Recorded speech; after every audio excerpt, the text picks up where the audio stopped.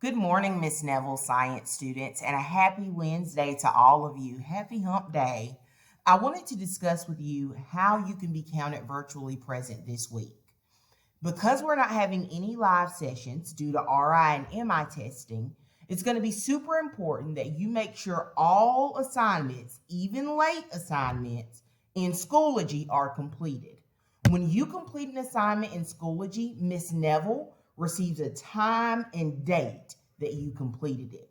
So if you have any missing assignments in Schoology, this is the perfect time for you to make your grade better and to make sure that you're counted virtually present.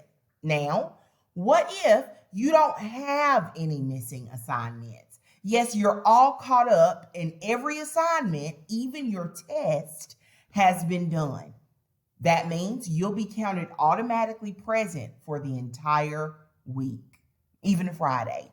If you have any questions about attendance this week, please make sure you contact me, Miss Neville, through email or call me on Teams between your RI or MI test today. Have a great day. Bye.